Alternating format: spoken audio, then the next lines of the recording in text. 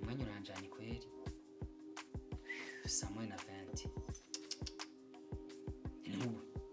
ni mugari kagira ikiwe nani yazanye ico ndagaragaza ngende nyaruka mukanda cere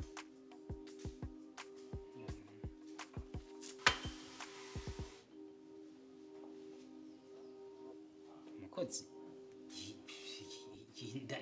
ndabiri yego kwe umukozi mama lulu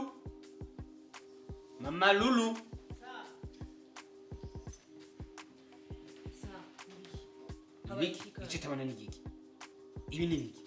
habaye iki kandi ikibaye n'iki habaye iki kandi ikitabaye n'igiki hasoni ivyo nivyo muhira wanyu bakubari kuva ryo n'umukozi bazana icayi ngaho meza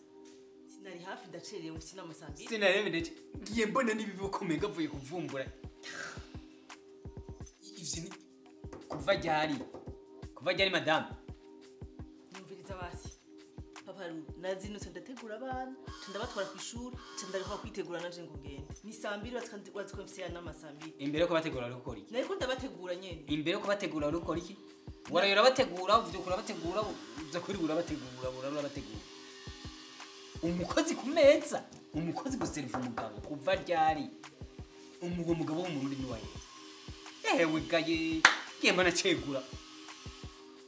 nari hafi bereki masi ntashaka kuguzana icayi ukagifata jewe mwene naka ica none umunsi ntabaye hafi canke nagwaye uducugiriye ahubwo nubu uragwaye vuga ndagutumbereze kwa Rujandi nasoni ahubwo bereki masi azonsanga no kuryama mbega urazi ko nako kazi bugaheba kugira ngo mfate neza umugabo wawe ntuzi ko nagukoye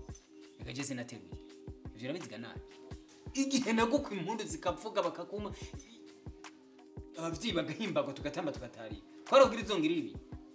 papa hari ibintu vyakira tudakwiye kugenderako hey. mfise ico nkora nkabona umukozi arashoboye kuguhereza ikintu ufata nca ngenda nanje mu vy'iwanje ntuzi ko twiruka muri vyinshi muhiri wanyu niko vyagenda mbeko abandi twakuze tubona baboza ibirenge tugakora tubona mu gufungura umugore abari hagiye aciye bugufi nawe uragira migatwe ngiye kakaze bebe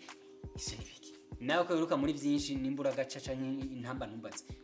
urazohirahira subira kumona adebereje igiye biko ngaho umugabo n'umukozi wawe biraye ariko none ushaka ncererwe muri ya nama mwana muri ayo mana muri kuravuga je nakazi fise ahubwo ni inama yo kuja gutora urucanco rwa diabete naho rutaba ifite nibiki umukozi ndakubari ugize imana mu muryango wacu nta bagore bakubita ikugisa umuntu none ari kukwasa Ero kiri churi kiri. Ta kabisa. Saniki.